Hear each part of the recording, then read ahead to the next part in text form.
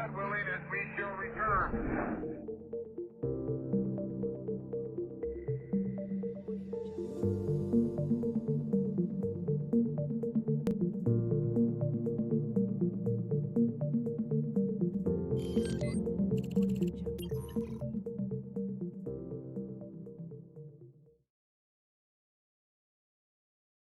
Hey everyone, this is the Artemis podcast coming again with the second attempt at being cool. last week's podcast.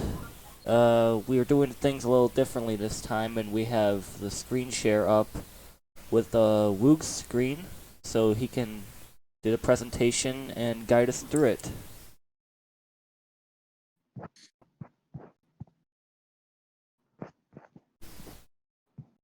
Yay. Okay, so let's go. Let's do this. Podcast agenda. Gateway Logistics Services contract. Apollo 13 50th anniversary. Mast and Space Eclipse lander. Instant landing pads technology. HLS ground operations contract. Artemis Base Camp and extended gateway. Using AR for Artemis 2 hardware operation. Artemis 2 SLS progress. Artemis 1 Orion at KSC, and also some new images. NASA Worm logo revival. 1 year of Moon 2024. And the thousands of people who applied to be an astronaut. Okay, so the first thing we're going to talk about is the logistics services contract. All right, so we know this is going on Falcon Heavy, but my question Going is, on an Electron, I'm calling it now.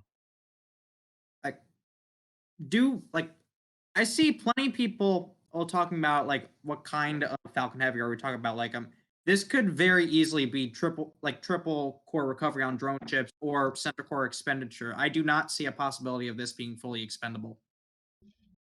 I don't know, man. If it is fully expendable, NASA's going to get a lot more performance out of this and could put a lot more payload into the Gateway. Well, the thing is, they're only asking for 5 tons. Like they only really need 5 tons. So if we need, I'm not sure about the Delta V calcs, but I think maybe you might, just to be safe, maybe 5 tons of, like 4 or 5 tons of propellant to get the 200 and 300 meters per second required to get to NRHO. So that should give you about 9 or 10 tons to TLI. Just 9 or 10 tons for the mass of the vehicle full. All with Falcon Heavy for if you do triple landings all on drone ships, I've seen is around like 8.5 or 9.5 tons. But realistically, NASA's probably want more performance margins, so they'd probably do center core expenditure and the 2 side cores landing on drone ships. So are you guys looking at the image I have on screen right now? I'm not in yet. Yeah. Oh yeah, the Boeing got like absolutely wrecked. They got shredded. Yeah, they got the lowest overall score. Like, okay, so what was it? The GLS, or what was it? GLS 50 or something? What was that? What it was called? Something like that. There's a separate slide for the Boeing one. This slide is just for like the overall. All right. So here's the slide for the SpaceX one. You can see it has 8 strengths and only 5 weaknesses. That's pretty good in general. And yeah, and it's also pretty cheap. Well, yeah, absolutely. I mean, we're talking about going to the moon. Most of the cost these days are going into the SLS, so better keep everything else like to lower cost. When I said it's cheap, I mean like compared to the rest of the proposals. Okay, so Dragon XL pretty much came out of nowhere or being announced. Like I remember hearing that Elon Musk said that SpaceX's future was in Starship and not in Dragon, but I guess they were still proposing Dragon. Well, they still need Well, time. last year, NASA did announce that they were looking for gateway logistics contracts. So it's not 100% out of nowhere. Well, yeah, of course, but just it seemed like SpaceX would be pushing Starship a lot more Dragon. I get this did seem a bit surprising when I first saw it, but it does make sense when you think about it. I got that NASA cat. Yeah, I guess they proposed a variant of Dragon because it's like a safe bet. Because like Starship is a bit of a gamble. Yeah. Even if it does work out, like at a minimum, like it's gonna be at least like 2 years away from low orbit at an absolute minimum, and probably like 3-4 years away from doing any kind of like TLI burn. So best safe to do just a Dragon variant, especially when this is all based on heritage technology. A Dragon 1's already proven. Dragon 2's already is getting ready to do its first crew mission, and Dragon XL is basically an amalgamation of Dragon 1 and Dragon 2 hardware, but it's able to do it in a simpler form factor, since it doesn't need it to be an aerodynamic form factor, so since it doesn't have to re-enter the atmosphere. Yeah, and the refueling technology needed for a TLI burn for Starship isn't exactly 100% proven yet. Yeah, I can see that Dragon XL could potentially be a platform where they could potentially test as some form of refueling. While it runs on hypergolics. Hypergolics still are a great way to test. Like even an experiment and in the non-pressurized cargo section. So, since the Starship pumps the fuel in using milli-G thrust us with the RCS system. Theoretically, you could have a smaller version of that at being tested at the gateway. Especially if we've already done orbital refueling once, a single time. It was with what was it? I don't want to. Wasn't it on the ISS? It was no. It was the north of Grumman, I think. No, that wasn't refueling. Yeah, that was basically a docking, and they just used the fuel on the resupply ship thing. No. I'm talking about the thing at GTO. That wasn't refueling? That was not refueling. That was not refueling. It was basically just like it's basically like two ships, just like they just docked. There was no exchanging of fuel, just like one attached, so it can act as like a second tank with fuel and stuff, but no transfer of mass. Yeah. Okay, on to the next proposal. Can I just say one final thing about with the start, like the related to the fuel pumping thing? So, currently the lunar lander concepts, why hydrogen, oxygen, and based or methyl ox based, and if most proposals are talking about reusing the ascent stage. Doing something like that, you're probably gonna need a Starship-like system. So that's probably the best place you can test this thing, especially with Dragon XL. You can test that on a small scale, then move up to the ascent, like refueling ascent stages. From there, move on to refueling Starships. Yeah, which is why this whole contract is both beneficial for both, SpaceX and NASA. So here's the Northrop Grumman proposal. It has 7 strengths and 2 weaknesses. It was rated second. So, obviously this was based on heritage in them talking about Cygnus-derived vehicles designed for lunar capabilities, such as the mini-hab going up to Gateway in the near future. or which was originally going to be used on Artemis 3, but is probably now going to be used on Artemis 4 or 5. I've I've the system, as far as I know, while it does have a lot in common with the Cygnus, it did need to be modified to such a constraint where it'd be much more difficult than it would be to modify. And also, it had no launch vehicle associated. While there was an animation posted on YouTube, it was not. That showed basically what almost looks like a Centaur V, or an Omega upper stage. It didn't specify any launch vehicles. Ooh, interesting. What I'm kind of surprised is that this actually has a better strength to weakness ratio than the one that actually won. Well, probably as well, it probably had more or what was the original, like the, can you get me the chart, the original, the chart or yeah, that one. And so the strength, it says one strength, and it says only one strength and wait, actually I can barely even figure out this chart or as it is, but like It says there's one significant good and one significant strength, but overall there are 7 strengths and 2 weaknesses.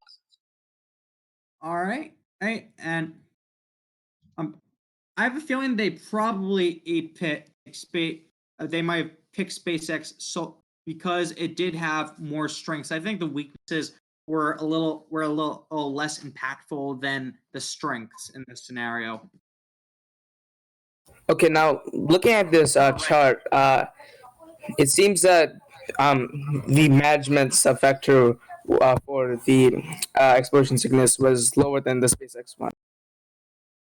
Yeah, I could see like all the entire system, the entire chart here. It's not ranked on ratio. It is ranked based on how many strengths it has, regardless of the weaknesses. Yeah, and for the Dragon XL, it has 2 significant strengths, while NGIS only has 1. Yeah.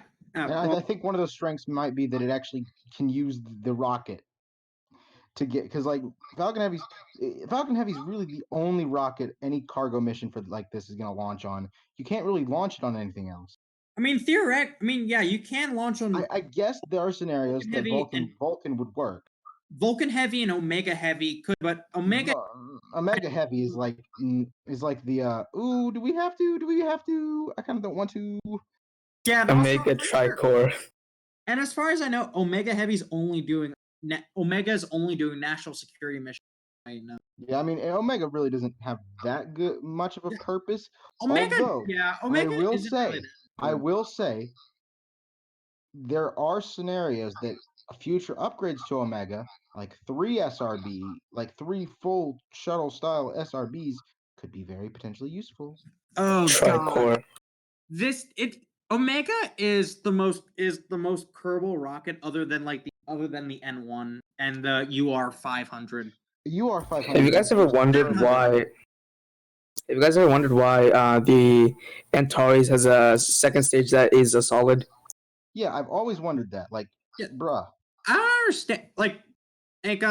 Okay, so the first stage is Ukrainian. The engines are Russian. Then you just got a solid rocket upper stage. I have a feel it might have to do with the fact that they wanted to use some of Antares was built by Orbital ATK, now Northrop Grumman. And so I mean there's basically no Orbital ATK hardware on that rocket other than Cygnus and the Castor or solid rocket booster. So they probably wanted something from Orbital ATK. I just don't understand why it was the second stage. Yeah, so rocket motors are very good if you're trying to get rid of gravity losses.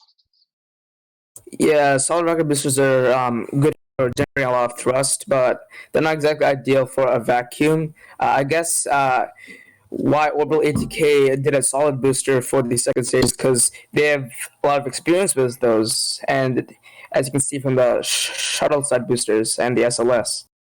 And from what I know, like the solid rocket booster doesn't even put the Cygnus into a circular orbit. It puts it on a suborbit trajectory, and Cygnus makes up like 600 meters per second or so into orbit.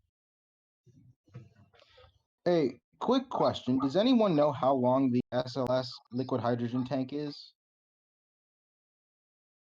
I've heard that it's in length similar to like I mean in height it's similar to like the height of the external tank. Because I'm getting two different measurements here. One, if I type in, I'm getting 149 feet, and then I'm also getting 130 feet.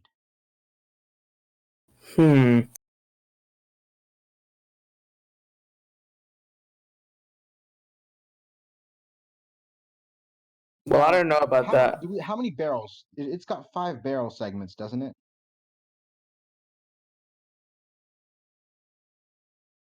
Because I know how long a barrel is. A barrel is 22 feet, and it's got 1, 2, 3, 4, 5. So that's 5. What have I missed? 5 times 22. That's 110. 110 feet. Okay, we're getting a bit off topic. Let's move to the next proposal. SNC from Sierra Nevada. All right, so the weaknesses with this one are actually it's ion propulsion. It's going to take months to get to the gateway. That's not really ideal. And also, and just like the Cygnus. Wait. Are you sure it's like the ion propulsion as it's is hold on, is it ion propulsion the whole way there, or Yes. ion propulsion for the insertion orbit? As far from what I know, I'm pretty sure it's the whole. Maybe there's a GTO kick, but I don't. But I'm pretty sure the ion engines are doing the bulk of the work for the mission. As well, just like the Cygnus derived vehicle from, it also doesn't have a specified launch vehicle.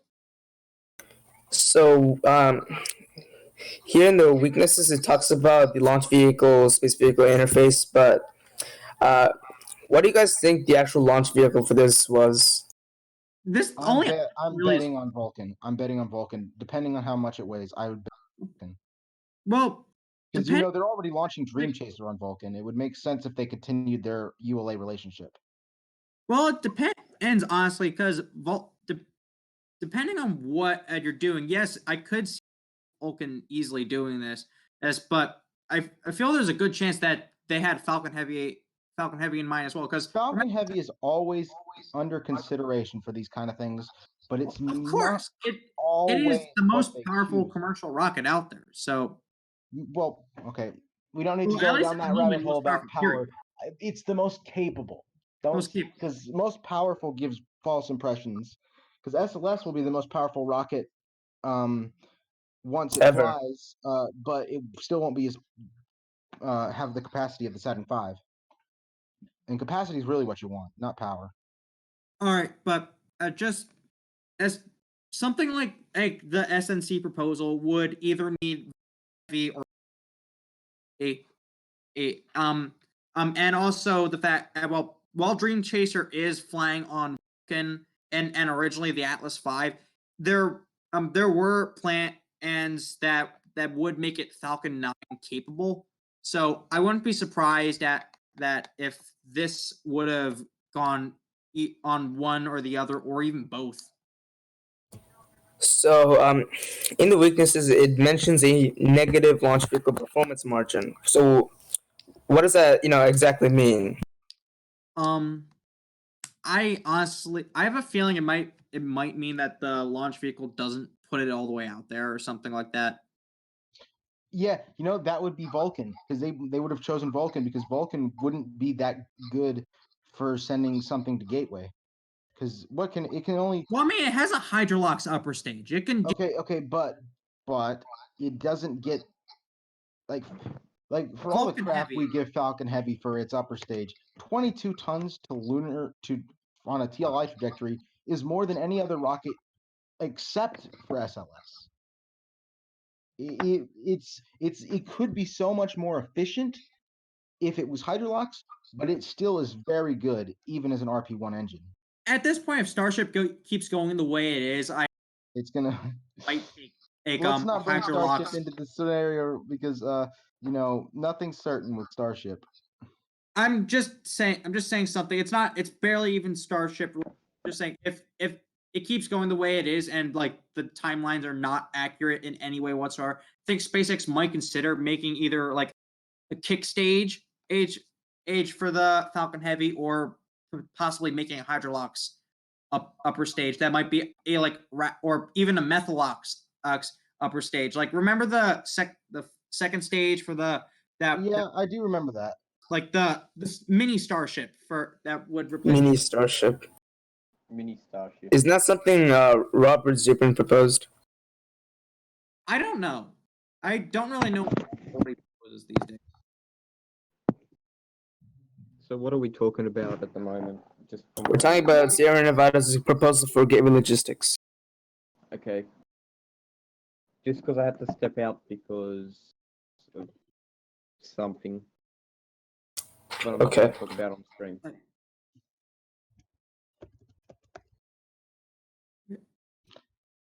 So are we ready to move on? No, Yeah. first I want to talk about where are the strengths. Where are the strengths of this? We haven't really been talking about the strengths. Well, the strengths of the SpaceX one is obviously that they can use Falcon Heavy. Well, no, Well- I mean SNC. Like It says it uses heritage design. oh yeah, probably similar to Dream Chase, at least in like some of the pressure vessels. Yeah, maybe. And okay, what else? Okay, level of failure tolerance exceed requirements. There's also mission extension flexibility. Yeah. I mean, this thing's ion powered. Yeah. Theoretically, this is basically a second PPE. Yeah, yeah. Like I can easily see. Well, that's something like probably this. where it is because aren't they already No, Maxar is doing the PPE. Maxar's doing the PPE, but I can easily see something like that. It's like I don't know, like on what is the maximum amount of thrust that ion propulsion has given us so far? I think I've heard 5 newtons thrown around at one point.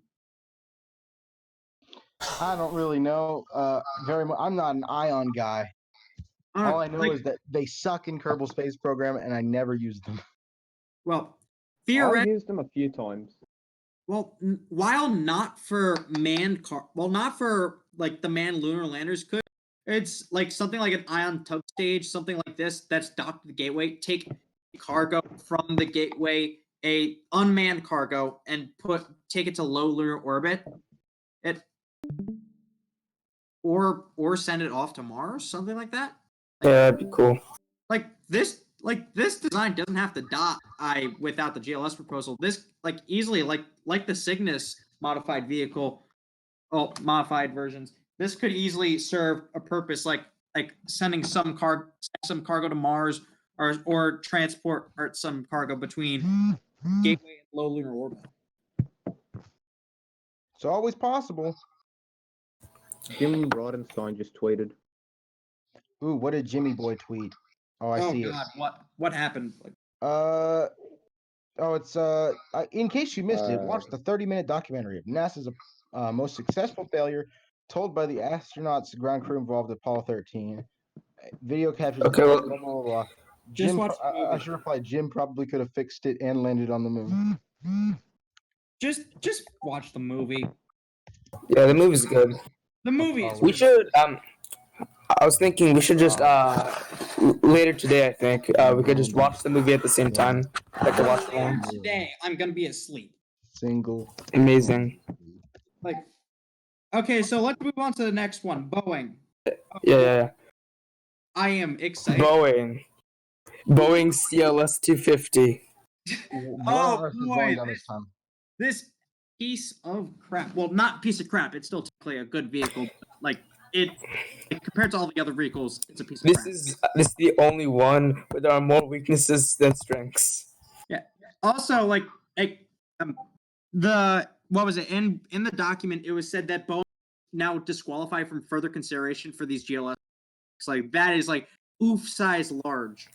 And frankly, I'm pretty happy with it because Boeing has too many contracts and they don't need any more. Yeah, Boeing's gone like also Personally, I love SLS, but I absolutely hate that it was them who got the contract for it. I'd much prefer Lockheed getting the contract. Well, I like that. I'm pretty happy that Lockheed got the Orion capsule because they've been doing such a great job. Lockheed also has a good track record with building spacecraft, such as Insight. Oh yeah, Lockheed Martin is like the good version of Boeing. Well, also I don't want to like. I'm not the biggest fan of Boeing anyway. I used to really like them, but like I think there are any real Boeing fans. They only like Boeing because of SLS. I mean there is a Boeing subreddit. I mean like Boeing fan because of their aircraft, not like their rocket stuff. That's the.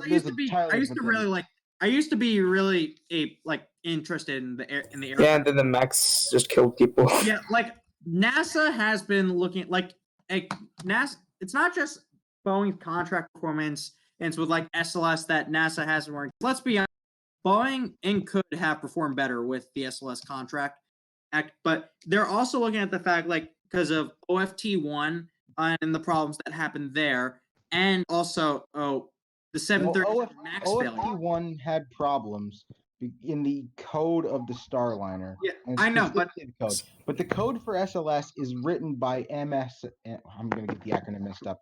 Just Marshall Space Flight Center. It's written by Marshall, not Boeing. Well, so Boeing writes the code for the Green Run. No, the Boeing. No, I remember hearing the software was as the software errors. The investigation said Boeing has to fix this.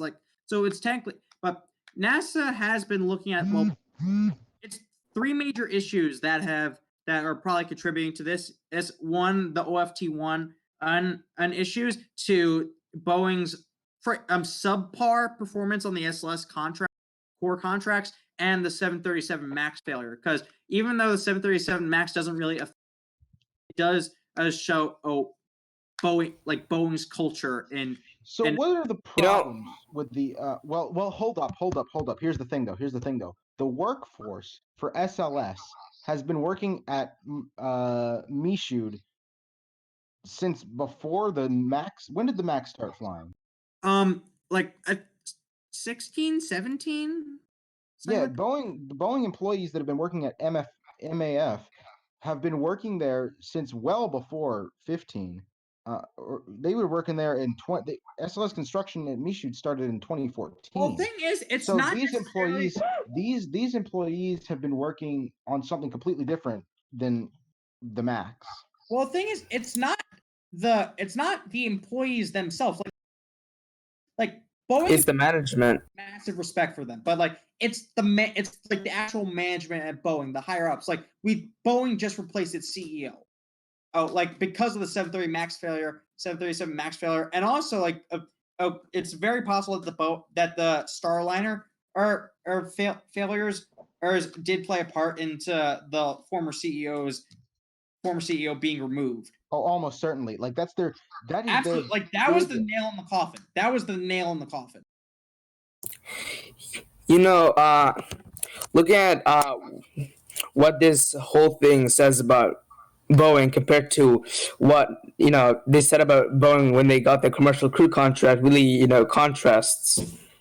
Didn't Boeing try and get try and convince NASA to give them the full contract, but the former system having multiple companies is involved.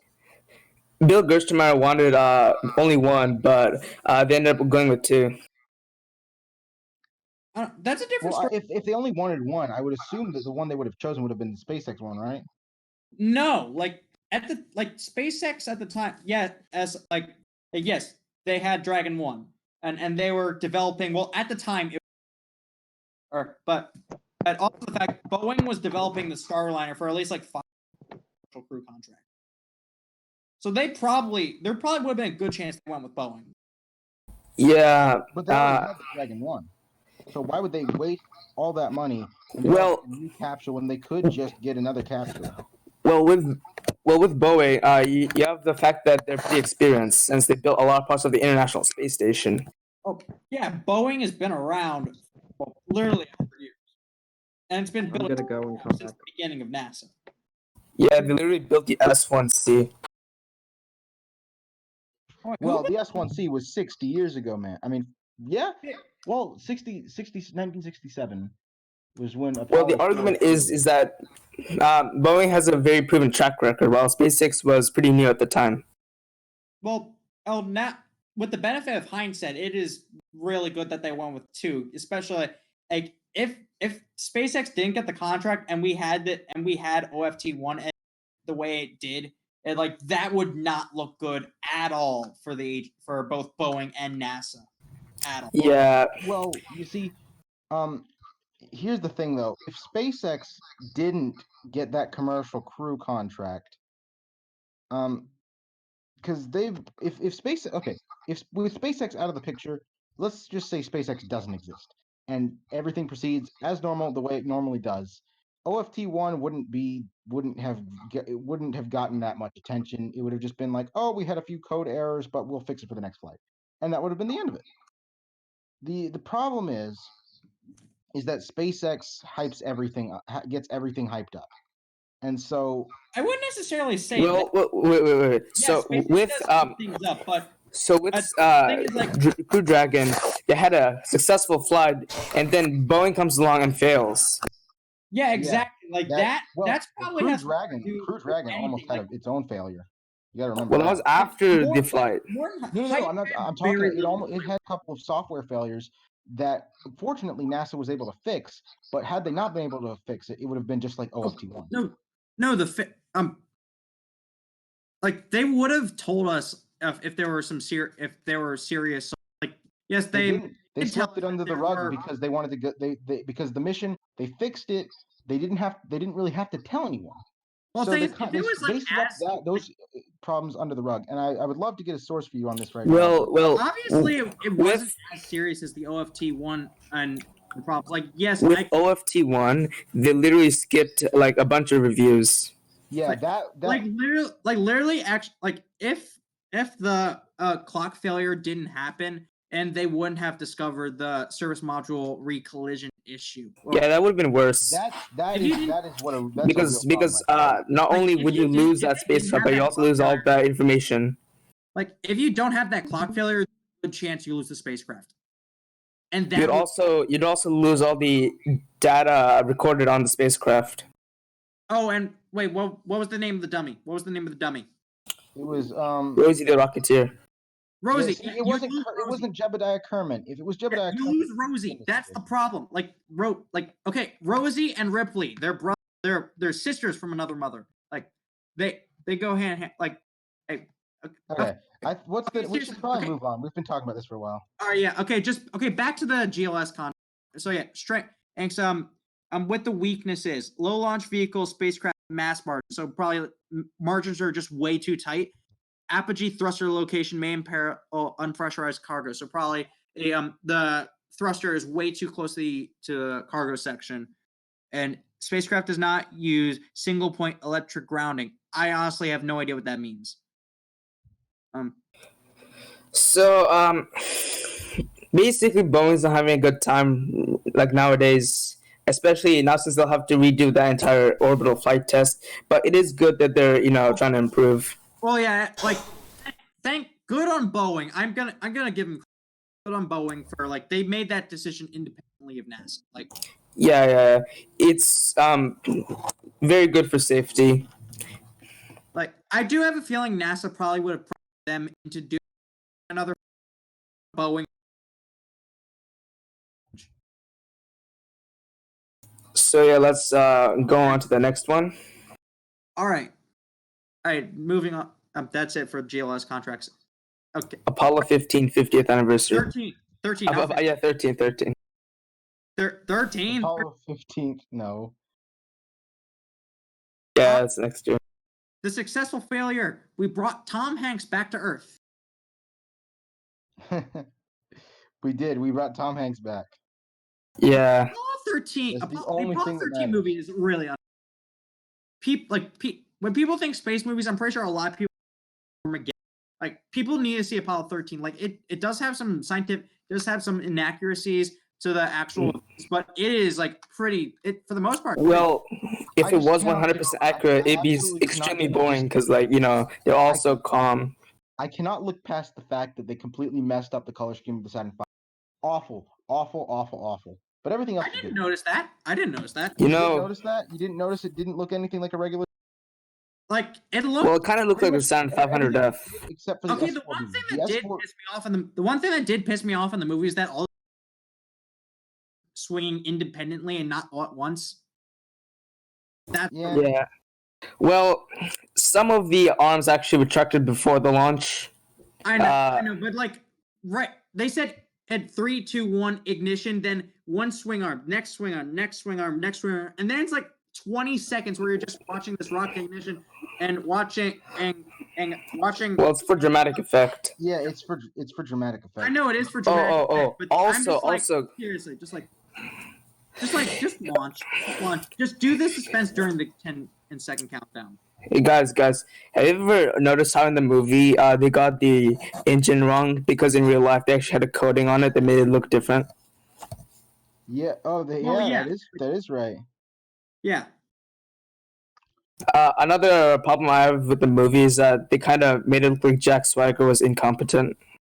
Oh yeah, Jack Swagger is. But, He didn't.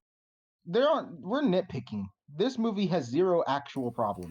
Yeah, it's a pretty good Okay. movie. Maybe It is a Saturn perfect V. The Saturn V might be the only actual problem this movie has. Sometimes I kind of see Apollo 13 as a missed opportunity because that means less moon missions and less things we got from it. It did Jim Lovell's wife actually. Yeah, she dropped it. She dropped her ring into the shower. That was 100% real. Oh. Yeah, I even was saw it in a documentary. That was. You can look it up. That's 100% real. That actually happened. Okay, now hold on. What was I going to? You guys made me brain fart. Okay, 149 times 12. All right, so Apollo 13 is probably one of the honestly, it might even be one of my favorite missions in the program, and just for all the things that they managed to crew home alive. Yeah, so Apollo 13 was a great mission, although I'd say that its consequences weren't as good since it led to the cancellations of 19 and 18. Well, one of those got repurposed for Skylab. So No, the one that got repurposed was 20. To be fair, a lot of the stuff did go to Skylab, but the one that got scrapped for Skylab was Apollo 20, which happened before Apollo 13 even happened. yeah, I'm pretty sure Apollo 20 was already canceled.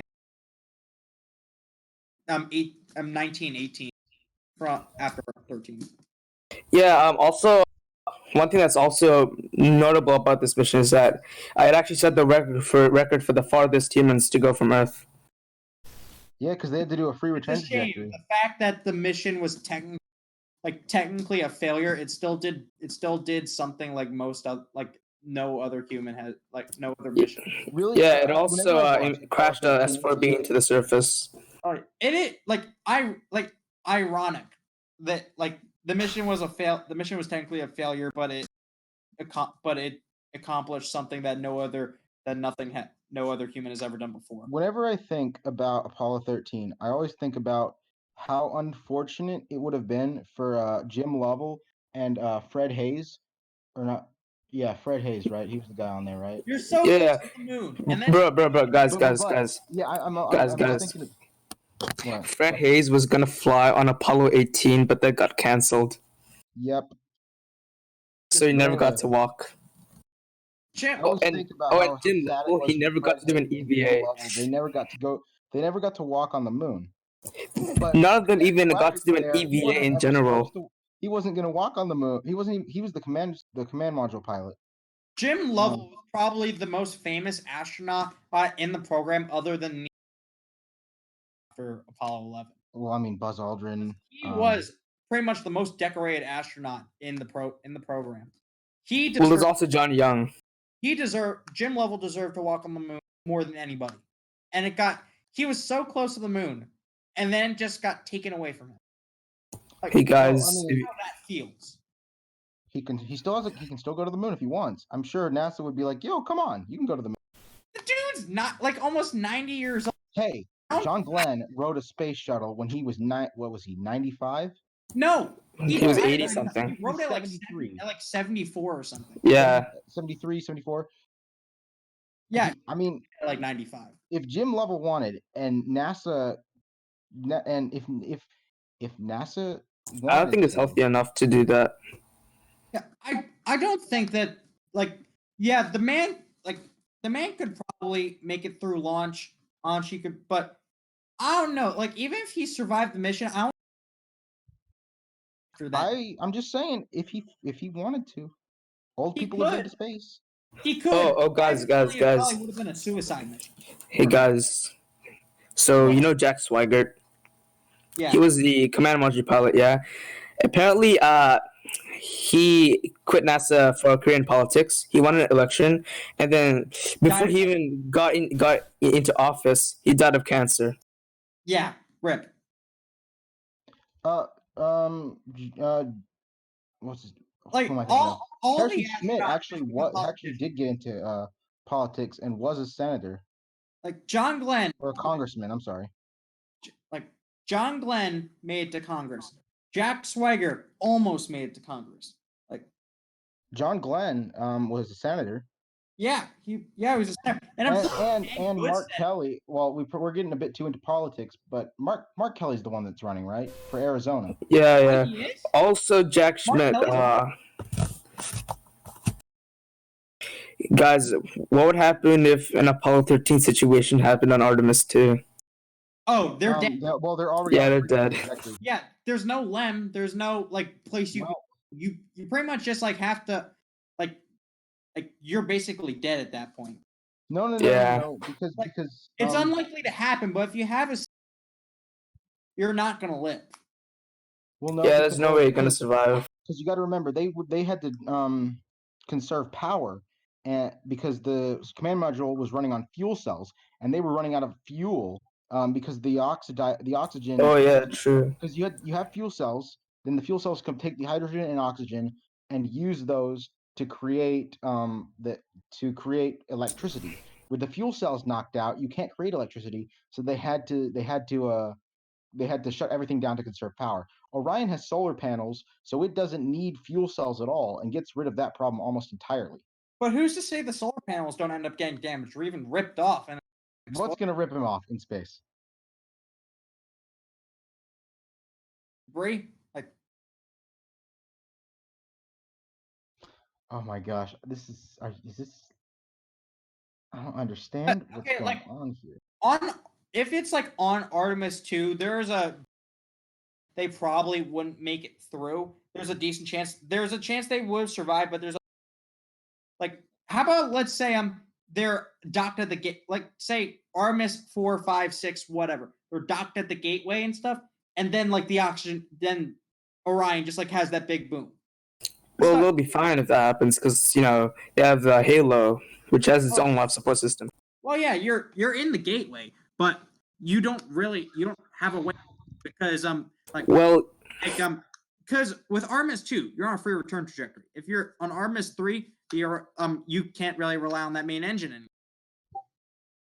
So you're stuck in Halo. But Orion has another Orion other engines. It has 8 auxiliary engines, and then it's got a metric buttload of just other engines. Metric buttload. All right, let's move on from Apollo. Yeah, let's move on. I'm so the mad. Maston Space Clips Lander. Say something real quick. I cannot figure out the exact right length of the LH2 tank. 130 feet is too short, and 149 feet is way too long. And those are the only numbers I've found.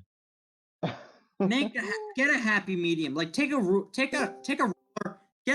Google a picture, do some rough measurements, and No, I can't do rough measurements because I got exact measurements for the SRBs. I have to have exact measurements for the tank as well. All right, okay. Well, Maston Space Ace got a CLPS contract. Congratulations to them. They absolutely deserve it. They're going to the moon for less than $100 million, specifically $75.9 million, which is probably the cheapest lunar mission ever. I don't know. I think Bear. Yeah, not only that, but they also have experience with Bear- landing things. Well, Bear Sheet's a bit different. Actually, I'm not even sure how much Bear Sheet costs. You know, the Maston lander kind of looks like a mini LEM.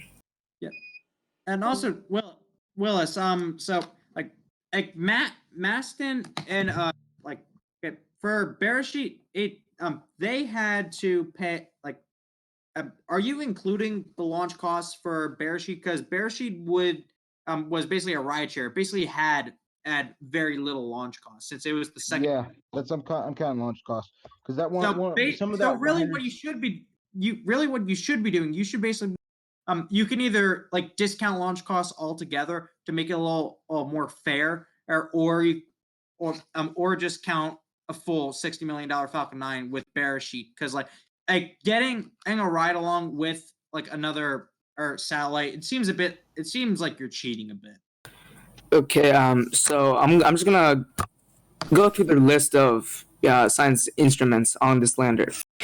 The Lunar Compact Infrared Imaging System, basically a radiometer, linear energy transfer spectrometer, a sensor that will measure the radiation environment on the moon's surface.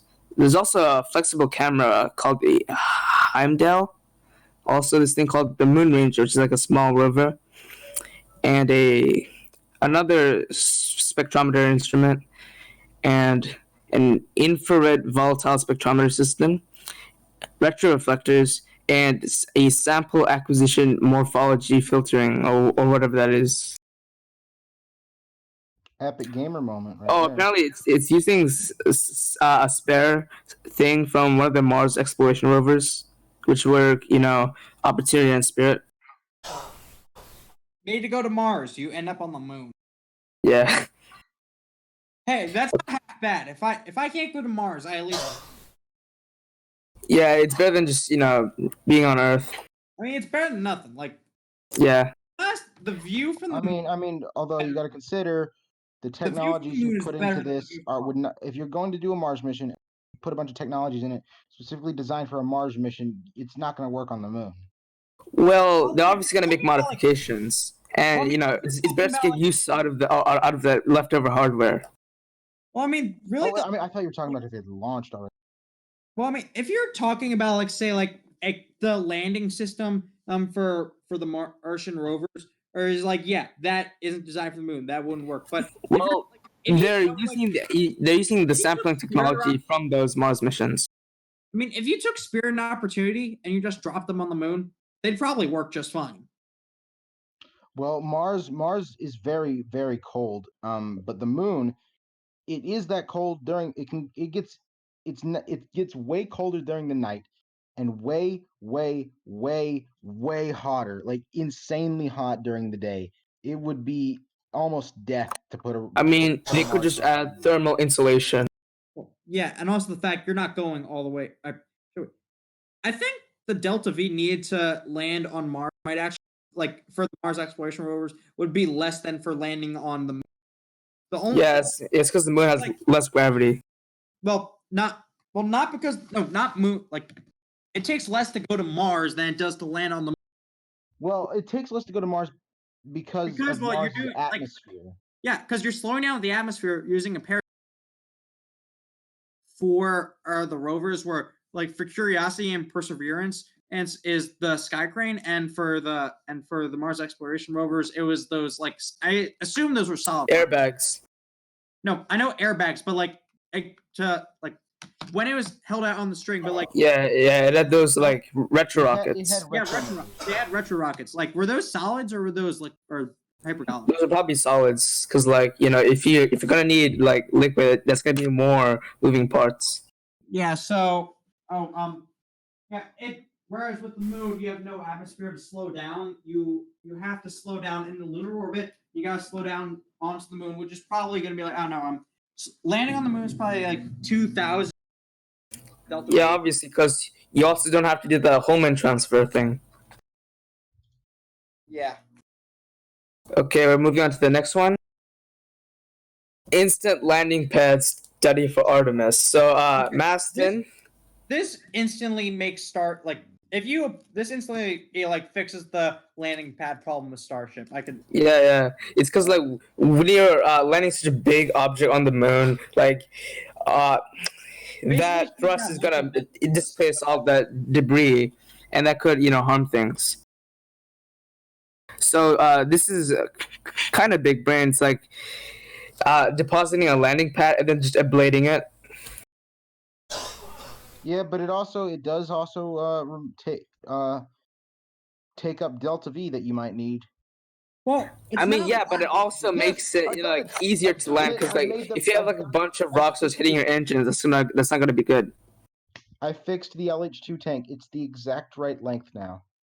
Oh my What's gosh. the exact not length? it's not a lot of Luna. It's very little. But Oh my god, that took forever. Like, Wow. but even if it did weigh a say 20 kilo, a little, say if it did weigh a lot, it'd probably still be worth it. Yeah, especially if you're trying to land something with a lot of thrust. Yeah, especially if you're talking about something like a human lander land to the new Artemis surface base. Yeah, it's because like obviously the human landing system is gonna be bigger, and it's obviously gonna need more thrust to like loft such a heavy vehicle. Like Apollo is pretty small. Yeah. I don't know. Okay. So this obviously just us to study, which doesn't necessarily mean it's going to be actually used, but they're actually putting some money into this, so that's good. I really hope this this instantly solves the Starship problem for landing pads, like at least in the short term. And because plus this whole thing is being done by Maston, which means that theoretically they could use it on their Eclipse lander if they wanted. Yeah. And since it's technically proven, SpaceX could easily adapt that tech, either like you partner with Maston to use the system, or just make the.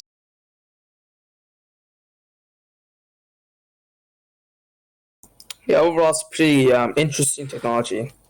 I do like this very much. I really hope it gets used, because it's a lot like when I thought of the way I tried to think about it, I was thinking about something like you basically actually have a disc attached to the bottom of your lander with a little hole for the engine to come out, and then you literally pad and you land on that.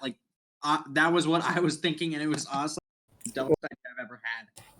So this is part of a bunch of studies that NASA's funding, and also another one of these studies that they're funding is a big radio telescope on the far side of the moon. So that's pretty good, because far side is pretty good for radio and things like that, since there isn't that much interference. This is gonna be delayed, because I'm not another 20 years like James Webb. Well, it's been around longer. The thing is that it's just a study, which means that it's probably not even going to happen.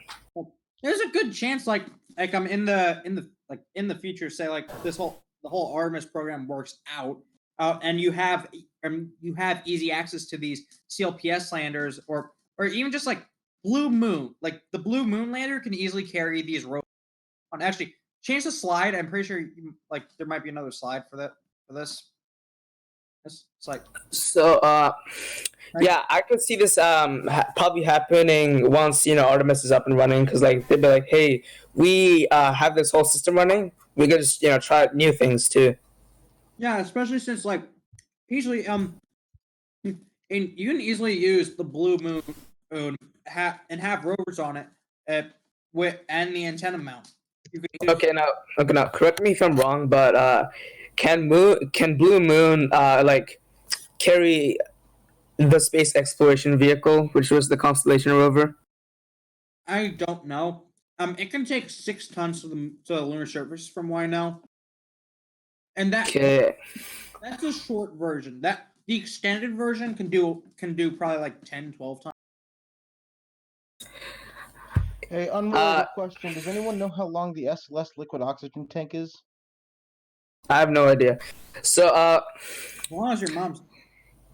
if I remember correctly, during Constellation, the space exploration vehicle is going to launch on a separate cargo Altair. Oh god. So that probably speaks volumes about how heavy it is. It's a pressurized rover, by the way. Yeah, we all know the rover concept. Like I'm pretty sure all the rover the same rover has been drilled into our heads for the past. Yeah. Also, during the Apollo days, they were also looking at pressurized rovers before they settled on the LRV. I think Werner von Braun came up with this idea of MoLab, but they Yeah. found out that it was too like heavy, so they have to launch on a separate Saturn V, which is Yeah, obviously not Congress cost didn't do efficient. that. Congress didn't want to do that. Yeah, no way they'd do that. Should have kept funding. Should have kept funding the Apollo application Yeah. program. You assholes. Well, we did get Apollo applications in the form of Skylab and Apollo Soyuz. We got Skylab. We got Apollo. Well, Apollo Soyuz wasn't really. Well, it kind of counts because it's like an application of leftover hardware. No, It's also a use of the co-manifest payload capability of the Saturn 1B. The only time a payload has ever been co-manifested on a Saturn 1B. No, I wanted Skylab B, Apollo after or Apollo 20. I wanted James. Okay. Artemis. Jamestown. The goal of Artemis is what Apollo applications want it to be. Hey, the Artemis base camp, it better be called Jamestown, otherwise we riot. Jamestown wasn't that great in real. It kind of sucked to live there. Well, I mean, I don't think the base itself. Yeah, the name. I think we should name it von Braun in honor of the guy. No. I mean, yeah, you're naming it after that. You're naming it after one of the most famous as people in the space industry ever. But you're also naming it after a Nazi. So. Yeah, it'd probably be a controversial choice. Well, okay. I know von Braun has done great things. Von Braun basically built the American space program from literally the ground to the moon. Like his rocket got us to orbit. Got the first American satellite into orbit. Yes, I understand, but it'd still be extremely controversial. Look. Yeah, I know it's controversial, but that von Braun. Yeah, I know his past is very icky, especially with the German thing. But ignoring all that, he's still a legend, a legendary person who basically won us the space race and had grand visions of the future. Can we have if we do have to have it be von Braun, can we also have Korolev have outpost? Well, Korolev is just as legendary. Yes, he is just as legendary, but that would be something the Russians would do, not the Americans. They would get to name something after him. Well, aren't the Russians going to be participating in the at least the Gateway in the near future? Yes. It's all confusing. Federation. I don't really know what I'm talking about anymore because I just want to find the length of the liquid oxygen tank, and I'm having very difficult doing the Oriel, the Federation, whatever it's called, and the NSA or Soyuz 5 or whatever rocket they're launching on. Russia's gonna have its own is gonna have its own SLS if Putin if Putin stays happy. The status of the Russian space program is kind of confusing sometimes. Russia is basically reliant on Americans buying Soyuz seats at this point. I think the reason why they did the shuttle mirror thing is because after the Soviet Union collapsed, the Roscosmos had issues with funding, so they basically just kept on life support. Yeah, and also they didn't want rocket scientists going to North Korea and Iran. Yeah, that'd be bad. To be honest, like Soyuz, like these days, it's four flights per year. It's being scaled back to 2 now that commercial crew is coming. I wouldn't be surprised if Soyuz retires soon. So Soyuz will not retire You know, soon. I no, highly doubt that. they'll have no probably idea retire how Russians Soyuz after they get operate. Orel, but the thing is that that's not going to be flying crews until like mid-20s. Well, yeah, I can Soyuz understand Soyuz that, is still has a bright future ahead of it, even if that future is just it doesn't get canceled. 'Cause Well, with Orel, Soyuz that can could go have been to retired ISS and years also ago, Gateway. ages like, ago, So decades ago. you know, But it's just so you good gotta that they do can't get rid Soyuz of it. rest eventually. You gotta do it eventually. But they don't need to because it works. It's still good and it's Been still flying for 50 years. and it works, man. It still works. Like it what? is so Yeah, old that it literally problem docked with No one Apollo. wants to fly on it anymore now that a commercial crew is here. I mean, look, still, the Soyuz will still go to the ISS because the Russians want their own way to get to the space station. Well, yeah, of course, but I don't like Soyuz will still go to the ISS, but I won't be surprised if it gets scaled back to 1 flight per year, and all the people on board are just Russian or just because ESA is probably still like NASA is basically moving all of its crew over to America. No. NASA's still gonna fly crew on Soyuzes.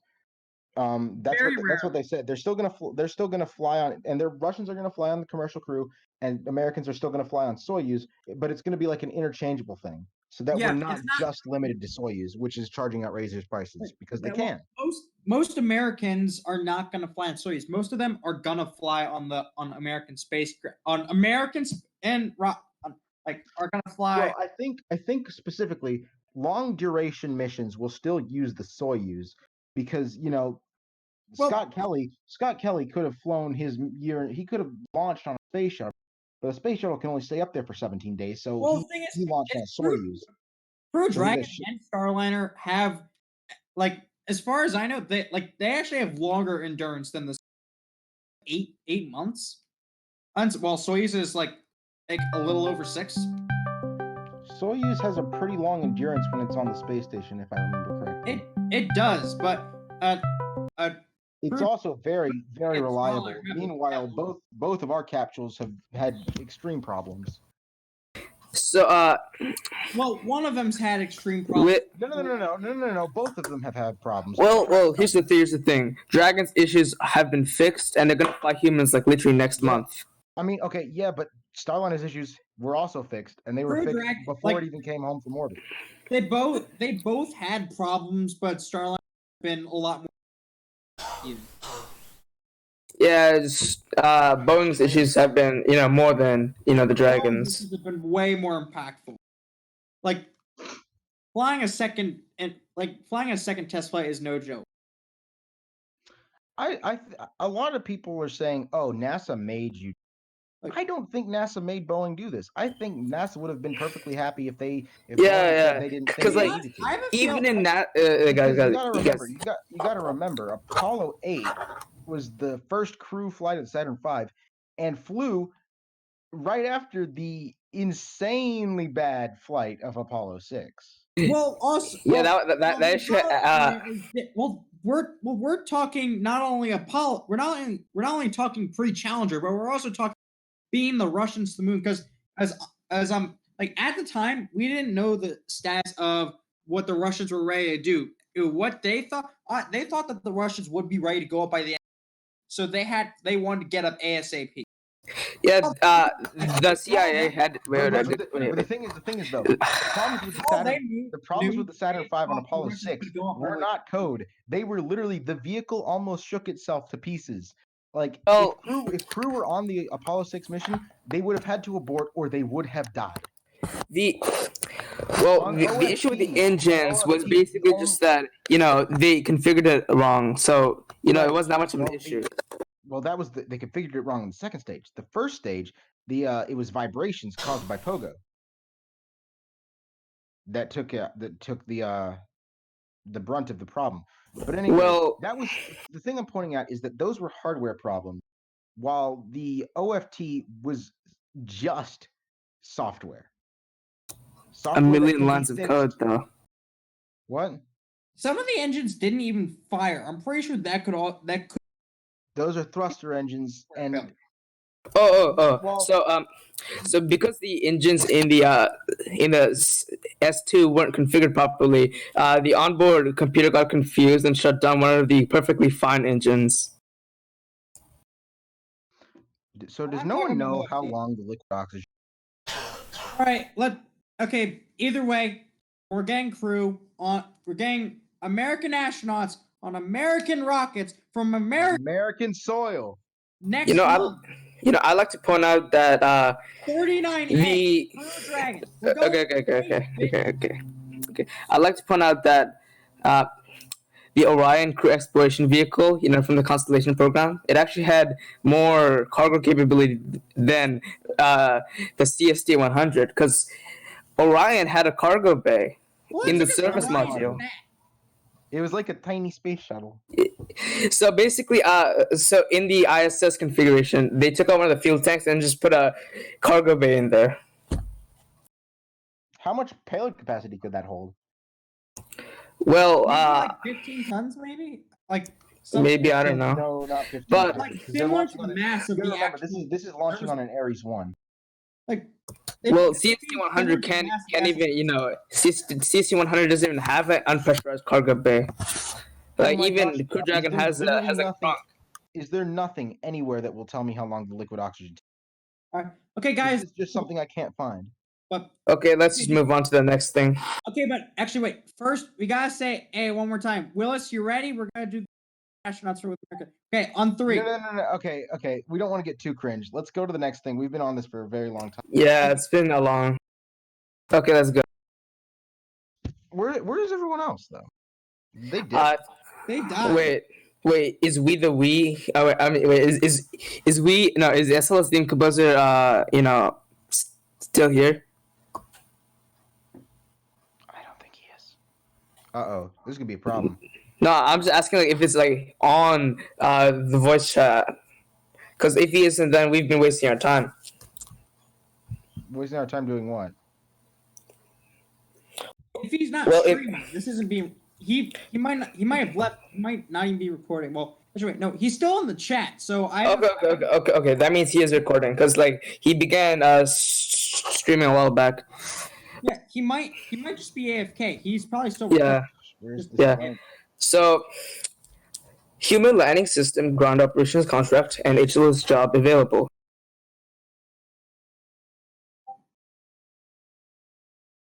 Cool. I see that. I see you there.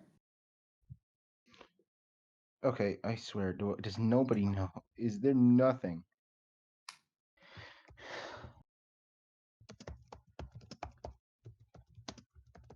All right, let's try not to get sidetracked on this one.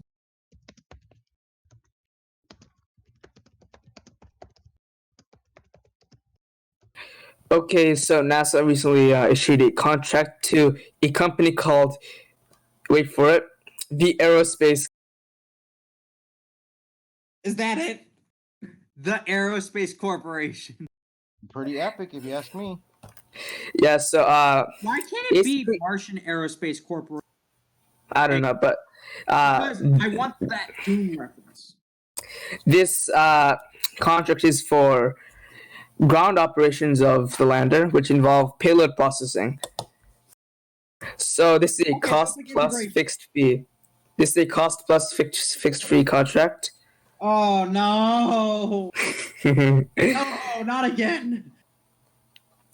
Oh, Well, hopefully this isn't as like lucrative as SLS at this point. it 'cause- says the potential value of the award is $385 million. Yikes. 300 So, $85 so that's million. well, obviously that's less lucrative than SLS, but apparently the completion date is February 28th, 2021, which makes no sense because HLS won't even be ready by then. So it's obviously just a placeholder. They're gonna. Human it's obviously Landing is barely skidding. Is barely Yeah. gonna make it to 2024 at this point. So Yeah, so they probably extended because, like, I'm pretty sure, like, with the SLS contract, they kept moving it around, when it would end. So, yeah. This is kind of interesting, I guess. All right, let's. Is that it, or are we moving on to the next one? There's also this. The job? No response. Okay. Wait, what? This is confusing. All right. My button isn't working. Uh-oh. Elon tweeted again. Probably something about anime or No, it's Or, no. stuff. He just posted a meme. Okay. It's the dog. So here's the thing I was looking for. This is the logo for the Aerospace Corporation. Anyways, so the thing they're looking for is a project engineer for the human landing system, and apparently, requirements include strong background technical review, the average stuff. And also, here's some key functions: review and evaluate HLS. I have a feeling that the is called the assembly center. Literally just. I guess. Yeah, probably. So basically, this guy would have to examine and review, the HLS, the XEMU, the, life support, all that stuff. So this is a pretty important job, I'd say. Technical review. The Aerospace Corporation has provided independent technical and scientific research, development, and advisory services to the national security program since 1960. Okay, so that's probably why I've never heard of this company. So anyways, let's go back to the slides. All right, next one. Artemis Base Camp. All right.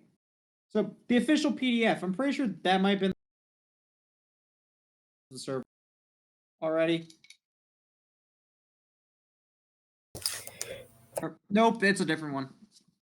So here it is, NASA's plan for sustained lunar exploration and development. So this is, from what I understand, is a proposal to the National Space Council. So it's not final yet. The National Space Council basically advises NASA on, space policy. So there's obviously going to be some changes that are made, but this is overall a pretty good plan in my opinion. So what are the specific requirements for this? Requirements for what? The specific plans for this outpost, this surface base. Well, parts of the outpost, and outpost, not outpost. So it includes the lunar terrain vehicle, which is like the LRV, except slightly bigger, I guess. So that transports is this the thing where it's like a ton of the lunar rovers docked together side by side? No. The LTV is just in an unpressurized rover.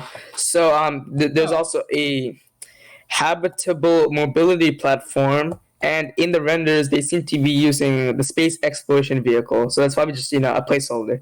So there's also a foundation service habitat allowing for short stays at the Artemis base camp. So basically the plan is to have about up to 2 months to have the astronauts stay there for 2 months. And here yeah, it's pretty good. So here is potential landing sites for the base camp at the south pole of the moon, which is good for ISRU. All right, guys, I'll be right back. I need to move my computer to a charging station before it dies. Okay. It makes sense. So here's basically the overall plan for the Artemis base camp and the extended gateway. So they'll add a big habitable module, so that they'll use that to basically simulate a return trip from Mars. So here's a render of this extended version of gateway. So in this render they don't seem to be using the Dragon XL. Instead they're putting a placeholder design, so that probably means that they made this whole thing, the renders before the contract was issued. So honestly, this is pretty important for if you ever want to go to Mars or whatever, because like going to Mars pretty cool, but like Coming back. there's a lot of also risks because there's radiation. There's like a lot of technology you need to prove like in situ resource utilization. Because if you're going to Mars, you'll have to stay there for like 2 years. So obviously you're gonna want to make use of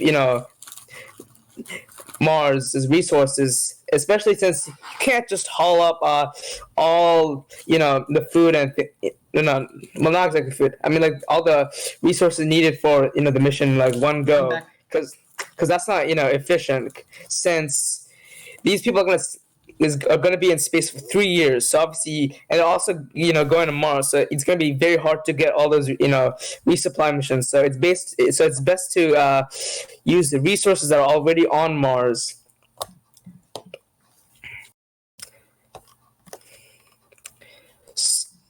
So yeah, that's basically the Artemis base camp. So does anyone have anything to add? All right, so you guys may have seen this already, like the PDF documents that I had before, or that I did have in Artemis General, but they're so far back. I'm just gonna go copy and paste these article links, and Jesus, I really gotta be slow and scroll. Oh wait, that's Thursday. That's last Thursday. Jesus. Speaking of last Thursday is a thing. Oh, don't that. And I'm going to talk Shit, about that's it because bullshit. you've said last Thursday. Last Thursday is Why not last Friday? It's I don't know. Last unfalsifiable. Thursdayism, all it does is just say you can't prove that all of existence, everything, didn't Okay, no, just go pop for the into go on existence the other last one. Thursday. Not this one. Hey, no. Vsauce, Michael here. Hey, that's where I found. That's where I heard it from. Was Vsauce. Okay, Yeah, no, same. Not this one. The other one. The other one. Hey, Vsauce, Michael here. But what is here, and how much Yeah, does here? Well, weigh? the other link. There's two links. Not this one. The other one. The I other clicked one on what? both of them. All right. Did he? Yeah. Okay. The one that has 88 at the end of it. So this one? Yeah, that should be it. Yeah, okay. So, it is talking about like specifically a certain assets that it's using. So it is talking about Orion and SLS for crew, and co-manifest Oh my god. have So many rovers. a lot co-manifesting a lot of cargo in that, but also it's talking about like using landing cargo on the moon separately, such as like on using Falcon Heavy as the current and baseline, since it's the only one of it, only the heaviest available. It's talking about separate lander and separate cargo. They're launched on different launches. They meet up and then they land on the moon. Whoa, that's a huge payload. Dang. Pretty fat, huh? Yeah, it almost takes up the entire space. Yeah. Can we just talk about how cursed this whole thing is? Yeah. Also, this document does leave the option open. It does say the BFR is, or now otherwise known as Starship these days, now is an option when it becomes available. Well, we kind of already knew that. Well, yeah, but it feels good More to official? have it reaffirmed. Okay, so it's like official now. Yeah, more official. Yeah. So, does anyone have anything to add to the whole Artemis base camp thing? I don't have something to add to Artemis Base Camp, but I do know that I figured out how to make the liquid oxygen tank, which is pretty epic. Cool, but who asked? Nobody, but All right, the world next. needs to know, and I let them know. Oh, okay. This is the one that I didn't really care about. So, to like improve, how fast things go, NASA is using like Microsoft HoloLens too, or whatever, to like, assemble parts of Orion. Apparently, they also use this for Artemis 1, and this apparently saves a lot of time. Like they That does make sense. Like yeah, like apparently they do like 2 weeks worth of work in like one shift. geez. So that's So that's like huge time savings. Okay, give that. If you give that to Boeing, we could have at that rate we could have had. Well, Orion is extremely different to SLS. I know, just like Ridiculously different. No, just in the time scales. Like if we're weeks down to one shift, we probably could have had SLS and like that is incredible. You know, it's been it's actually been like almost 6 months since we've seen a full image of the Artemis 2 Orion. Like we've seen parts of it since, but not the whole thing. It's all I think we've had more updates on Artemis 3 Orion than Artemis 2 Orion.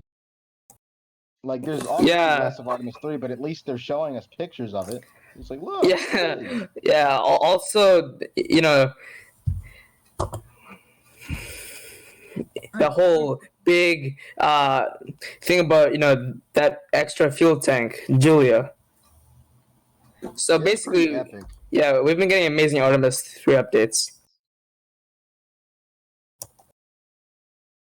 So here's another Artemis 2 update. Basically, the LOX tank has been primed, and also correct me if I'm wrong, but I think the LH2 tank also finished the proof leak testing. So that's a huge, step towards flight. Although, of course, all this news is from like January and February, and they've just made it public. They're not working on it right now since, of course, the whole coronavirus situation, put everything on pause. But can you just appreciate how epic this is? It looks all right. Yeah, we can definitely appreciate that. Yeah, it's pretty epic.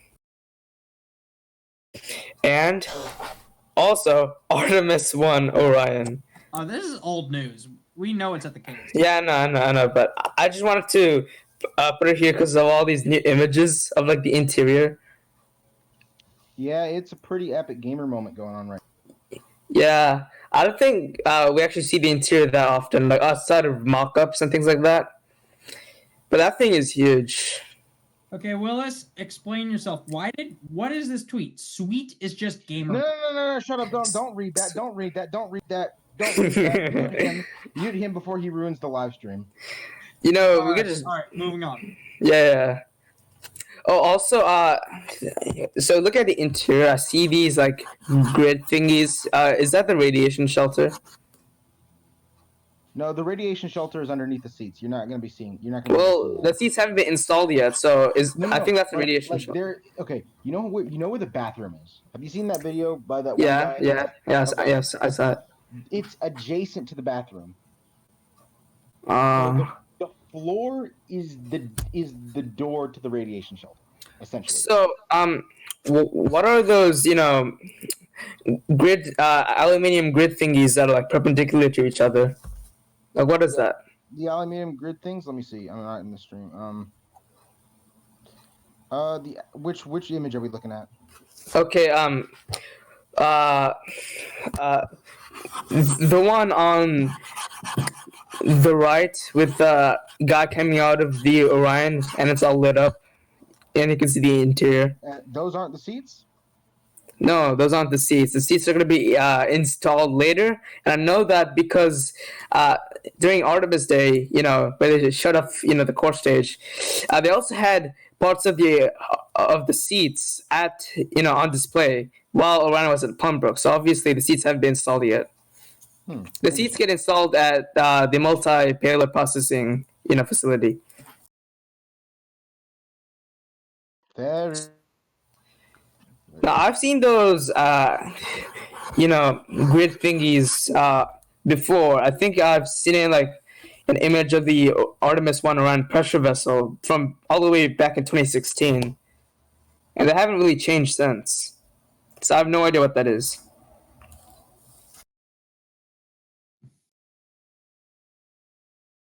Yes, I got 130 upvotes on an NFL comment. Anyways, let's move on to the next one. Man, I thought that one was gonna be like way interesting. I guess not. The worm is back. Yes, worm better than meatball. I will kill you. What? You know what? I think No. I think the worm is good in like some context, but the meatball's also good in some context. I think it just They're I think both it just great. I like. yeah, they're pretty good. I just think it's like good that they're bringing it back for like this occasion. Like they're both great separately. Do not put them together. No, Worm ball is extremely Worm cursed. ball is cursed. What you guys have no Worm ball, you like guys are no fun. retro and Worm ball modern is do disgusting. not- well, retro and modern really don't mix. Okay. Also, I want to bring this up. Why are there 2 American flags and 2 meatballs while there's only 1 worm? Because I the don't worm know. is so epic that it just has to be. Is there a SpaceX logo on the other side of the? Yeah. Yes, there's a SpaceX logo on the other side. Jim Bennett has made it clear several times. What? Okay, instead of the meatball, why don't we just put a picture of Reinstein's face on it? Like, Because Yeah, that- sure. You can't launch a rocket like that's that epic. It's not legal. that rocket would need a sensor bar because it would be so.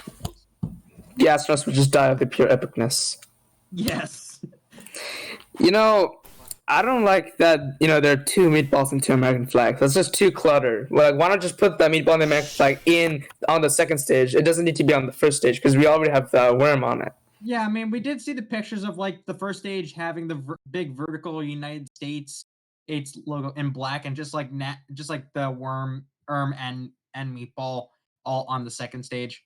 Also, Horizontal. speaking of cluttered, have you guys seen the DM2 patch? It is so bad. What? The DM2 patch isn't bad. Like, There are too many visual symbols on it. Like, there's literally. let me find the DM2 patch really quick. Okay, go ahead.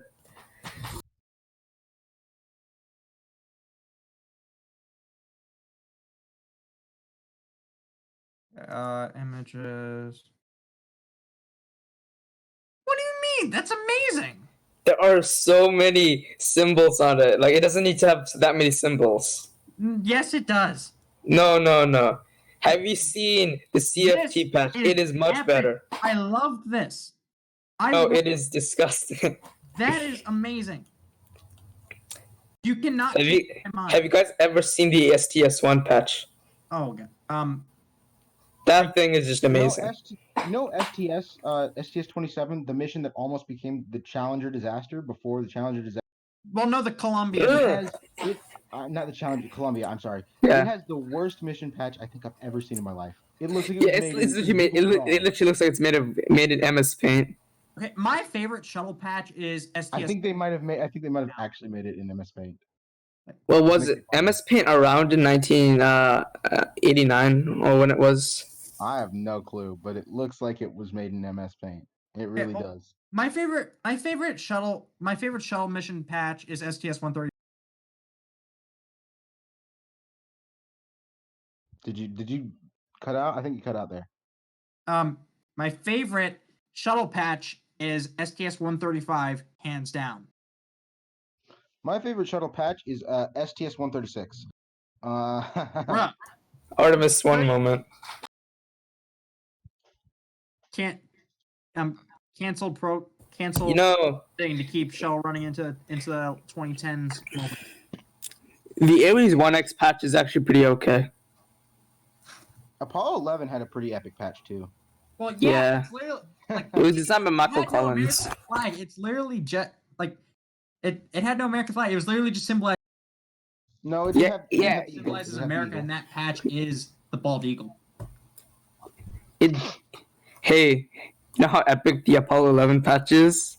You know how it has literally no actual like icons. It just has like symbolism. Yep. DM2 patch, just a bunch of icons. Wait, I haven't seen the DM2 patch. I've been focusing on making garbage. Let me see it. Where are we at? Where's the DM2 patch? Well, it's not on screen, but we're just talking about it right now. Oh. But if you have seen it, it's just so many icons. Like, it looked better if it was like one or Oh, two wow. icons. Yeah, You got the Earth, you got the NASA streak, you got a Falcon. you got the 9, dragon you got logo. the ISS, you got commercial crew, you got. You have the the NASA flag, aeronautic NASA symbol for some SpaceX. reason. Oh my gosh. It also has the letters first crewed flight. Okay, that one's a bit dumb, but all right, but Yeah, it's too excessive, I'd I say. like the shape of it though. It looks pretty. Yeah, it's pretty good shape. like remove Hey. like one or two symbols from it. It'll look perfect. What is the Yeah, I DM1 guess. patch? The DM1 patch is just just so epic. It's like dragon, and it's just the stars like zooming by. Okay, how about this? Don't blame the I like the DM2 patch, man. That's pretty good. blame the astronauts. They made it. No. The astronauts didn't actually make the DM2 patch. It was Doug Hurley's nephew, I think. Oh. I think he That also. That I might- think he also designed the Expedition 37 patch, if I'm correct. Bro, I can't wait for us Demo to figure one, out- this one? for them to tell us This who is- the Artemis astronauts are going to be for Artemis 2. Well, I'm hearing that Artemis 2 is probably going to be delayed to 2023 because like the 2022 date has no actual mark. Coronavirus. Well, no. You see, the problem with the 2022 date is the entire SLS is pretty good for 2022, except for one part, the service module, and it's on the critical path, and that's gonna delay it to 2023. That's what, And that's what I'm hearing. Is the service it's module is in the fucking critical Italy. path. Why? Yeah, Okay. for Artemis 3, What the the critical core path is stage is for Artemis HLS. 1, the service module is for Artemis 2. It's the one thing lagging behind everything else, which is interesting to me, seeing as they haven't even built the second IC. But I mean, you all can pretty much do that in like 4 minutes if they wanted to. 4 minutes. Sorry, Bruno walks in the factory. He's like, "Okay, 4 minutes ICPS now." I mean, isn't the ICPI just a No, it is It's modified. literally It's just a modified. GTSS. Yeah. It's modified. It's modified. It's slightly it's slightly modified, but it's essentially the same thing. basically, yeah, it is basically the same thing. Just crew rated. No, it's pretty modified. I'm pretty sure it's bigger. It's longer. It is not. Like the only thing different is that it has Orion adapter. Everything else is Yeah, bigger. that's the Orion's the gauge OSA is adapter. completely separate. The OSA is completely separate, built by a completely separate company. I'm talking about the actual stage itself is physically more voluminous than the. Voluminous. It is not. It is. Look it up. Okay, next. It's slightly longer to facilitate the TLI transfer for the Orion. All right, well, okay, let's move on. Let's move on to the next. Hello, I'm back. Caught up. Welcome back. So it has been about 1 year. Actually, been more than 1 year since we delayed this episode a bit. But it's Activate been Windows. Go to settings. Activate Windows. never. Anyways, so it's been 1 year since Moon 2024 was announced. Yeah. Sorry, but I've been gone. So can I get So a it's been wrap of 1 what- year into the 5 years, and we Yeah. have not moved that much. I mean, we've had a lot of progress, but like the I mean, HLS yeah, like, is we still cleared lagging behind. PS1, but that's about it. We assigned some contracts, but that's about it. Yeah, it's gonna be a 2020 huge and challenge to get it ready. 2021 better be like they better pick up the pace, otherwise they're not gonna make it. Well, with 2020, with 2020, they only got a 1.3 billion increase, but for 2021, they want about a Like 12% increase in the budget, I think. So that'd be interesting to see if that actually happens. But with whole recession thing going on right now, it's kind of questionable. But hopefully, it works.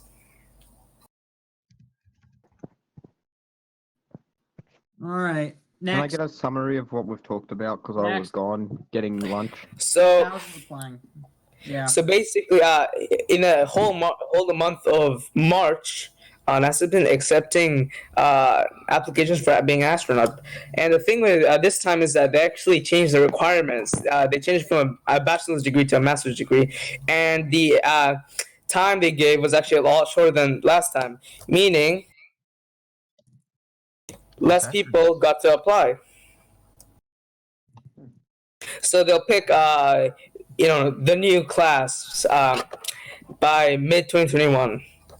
Oh, a master's. Oh yeah, master's degree is 2 years and bachelor.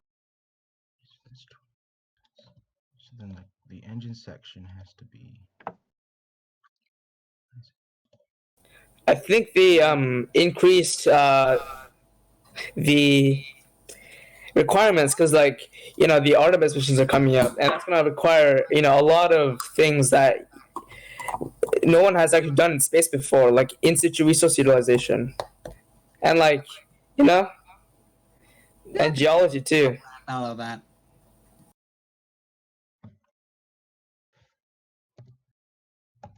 Dead silence. So yeah, about astronauts 12,000 people applied. So let's move on. How many people are actually going to get accepted? Probably like 10. Yeah, probably like 10. I think for for the 2017 class, they picked like 14, and then one of them was like a former SpaceX engineer, and then they um, resigned before they became an astronaut because of personal reasons. Anyways, conclusion. Imagine and falling out of the astronaut program not because you didn't meet the requirements, but because you had personal issues.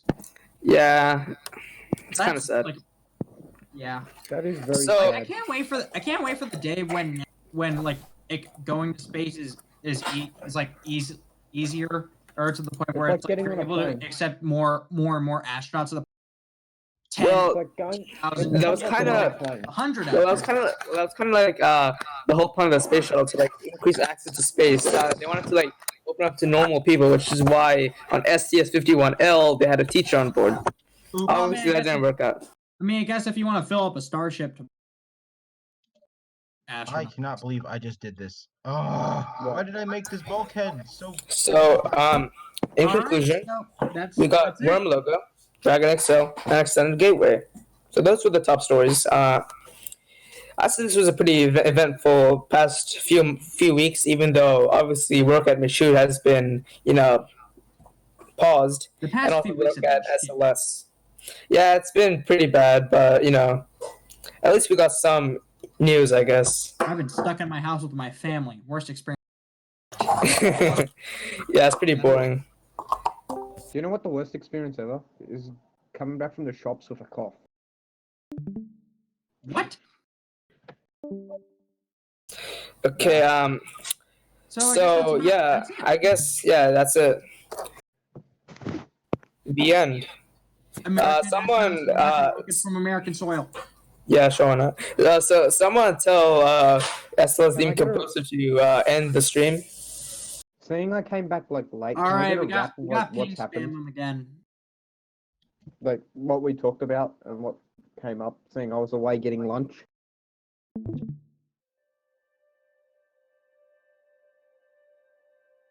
And as we leave the moon, we leave as we came, and God willing, as we shall return.